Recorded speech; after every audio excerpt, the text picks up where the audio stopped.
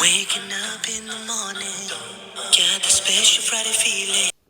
السلام عليكم ورحمة الله تعالى وبركاته. خير تيدا قالقا كسو دوادا برتان يوتيوب كلنا AJ official فضلا هديت هاي مركي كوبادة channel كيغو سو بوقتو سبسكرايب لايك شير كومنتي انت بود نوغا عاون كرتا ادبانا دوغو مهسان تاي ما توحي دي هيا فيديو غاسو إنان يوتيوب كينا المقع كبدليو maadaama ay in badan dad ay ugu soo wargeliyeen ama ay soo sheegeen markay youtube-ka magaca ay ka baaraan in youtuber kaloo ka magac weyn oo ka shacbiyad badan ay soo baxayaan laakiin mid aan yara xasuusiyo kuwa idinka ayaana gaarsiin kara inagana dabageyn kara anuguna mid baan samaynayayo magaca waan bedelayaa insha allah magac macquul ah oo markan youtube-ka markii baad ka baadho si yaroo ma garanaysaa dixiina markiiba idinku soo baxa markiiba soo haada insha allahu tacaala anaa laga yaqaanaa fideogan ku xigana isla magac cusub ayaad insha allah kula kulmi doontaan markaad baadhaana si fudud markiiba idinku soo bixi doona insha allahu tacaala saasaan idin rajaynaya. Waxaan kaloo idiin sheegayaa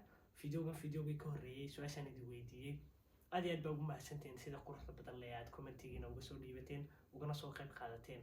waxaad leeyahay mar labaad iyo mar saddexaad aad baad ugu mahadsantihiin. jawaabta saxda ayna waxay ahayd عمر بن الخطاب رضي الله عنه وحنا سؤالنا waxay ahayd sheeg saxaabigii ku kulmiyay salaad taraawiixa muslimiinta wuxuuna ahaa Umar bin Khattab radiyallahu anhu. ilaahay ka raali noqday aad baa ugu mahadsantiin. dadka badankooda horta way saxeen waan akhriyay commentiga ilaa dhowr iyo labaatan bay haayeen waan akhriyay aad baa ugu mahadsantiin.